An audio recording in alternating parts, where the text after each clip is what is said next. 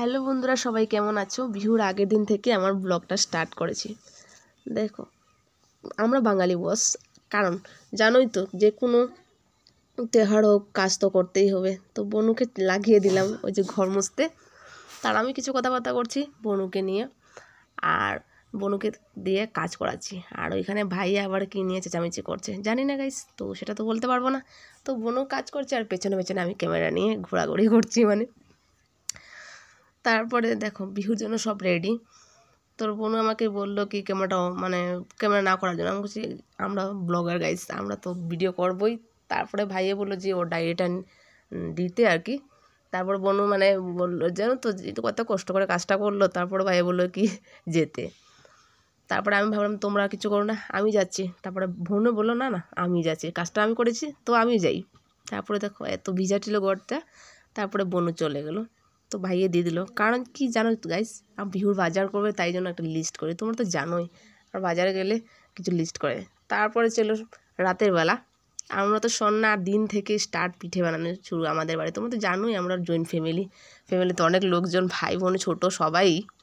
তারপরে দিনের থেকে বাজার যে সবটা রেডি ছিল। তারপরে স্টার্ট দিনের বেলা পিঠে বানানো।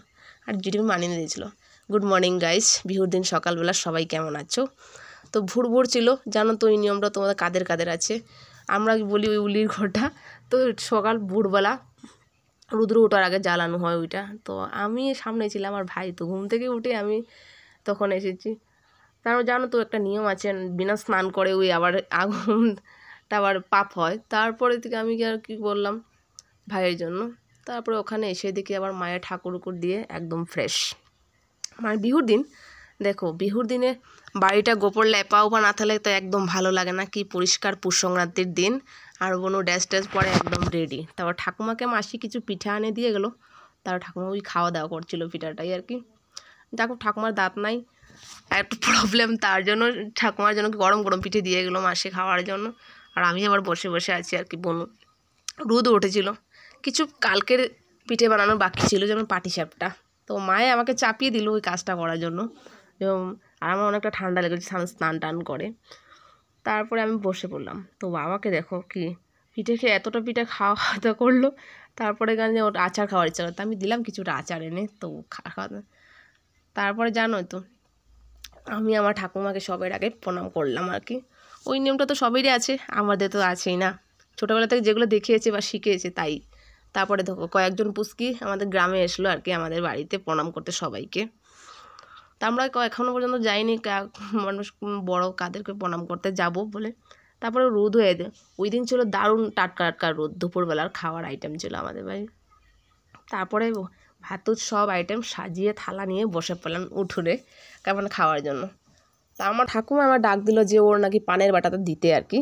তারপরে আমি আসলাম, খুঁজেই পাচ্ছিলাম পানের বাটাটা। জানো আমাদের পিসিকো বাবা জেঠু সবাই পান খেতে এত ভালোবাসে, আমার খানদানটাই পুরা পান খেতে। তারপরে নিয়ে ঠাকুমাকে দিয়ে দিলাম। আর বোন তো পেছনে পেছনে ক্যামেরা করে ঘুরে বেড়াচ্ছে। আরে কয়েকদিন হচ্ছে তো ব্লগ ভিডিও আপলোড করিনি, কয়েকটা ছিল। তারপরে জানো তো কাজের চাপে কিছু করতে পারলাম না। তারপরে বসে রইলাম আমাদের বাড়ি। আর অনেক লোকজন, মামিও আসে বসলো আর কি। মামি বললে এই তোদের ক্যামেরাটাও বন্ধ কর। তারপরে আমরা দুজন মনের আনন্দে খাওয়া দাওয়া করলাম আর কি। তারপরে দেখো বিকেলবেলা আমরা অনেকজন জায়গায় গিয়েছি বা অনেক লোকের বাড়িতে পিঠে পিঠে খায়া এসে পড়লাম। যাবো বলে বিকালে কোথায়, মেলা বলে রথযাত্রা। তোমরা কে কে গিয়েছো মেলায়? আমার ভালুকমারি মেলা হয়, তো আমরা ভাই বোনু সবাই একসাথে রেডি। জানো তো আমাদের আনন্দটা আলাদা, জানি না। তারপরে হোক সন্না ভাব এসে পড়লাম। এই বছর কিন্তু মেলাটা প্রায় ছোটোখাটো, লোকজন অনেকটা কম ছিল বা ভিড়ও কম ছিল। তারপর তারপর মেলা এসে গেলাম, সবাই এসেছি। তারপরে এই যে তখন রথটা, ছোটোবেলায় কিন্তু আসতাম, তখন কিছু বুঝতামই না কী ছিল।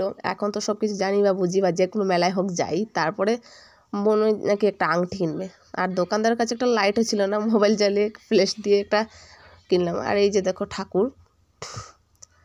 তারপর রাস্তার ধারে ধারে বসে আর কি, অন্ধকার ছিল, তেমন কোনো বড় মেলা ছিল না, ছোটোখাটো। তেমন আমাদের কি মন বুঝবে বাড়িতে থাকা। তারপরে চলে গেলাম সবাই আর কি ওখানে। আর গিয়ে এই যে রথটা আর কি। তো কে কোথা থেকে আমার ভিডিও দেখছো, তোমাদের এখানে কি রথযাত্রা হয় ওই পৌষ সংক্রান্তির দিন? আর এই যে দেখো সবাই নিয়ে ওই রশিটা দিয়ে মানে টানছে ওই রথযাত্রা আর কি। আর আমরা পেছনে ছিলাম, কই আমাদের তো ভাগ্যই নেই এগুলো টানাটানি করার। ভাইরে খুব ভাই, যেমন ছোটো ভাইকে বললাম যা ওই ভিড়ে, কয় না বাবা ওকে কোথায় আবার মেরে ফেলে আমাকে। এত গাইজ এত অন্ধকার ছিল আর রাতের বেলা, জানোই তো। আর যা কিছু বললাম তোমাদের সাথে টুকটাক শেয়ার করলাম। তারপরে ছিলাম আমাদের চলে গেলাম মানে বাজারে। আর ওই তার পেছনে পেছনে আমরা ছিলাম আর কি, যেমন তেমন কোনো লাইটের আকর্ষণ ছিল না। তারপরে ভনু মানে সামনের দিকে গেল, একটু টুকটাক যা পারলো ভিডিও করলো। তো ভাবলাম তোমাদের সাথেও শেয়ার করে নিই। বাজারে আসার পথেই আমরা পেছনে পেছনে ছিলাম। ভাই দেখো সকালবেলা এত পিঠাপিঠি খাইছি আর আমরা ভাতও গেছি। ওই দিন সবেরই পেটে একটু গ্যাস গ্যাস করে, তো আমার তাই অবস্থা ছিল।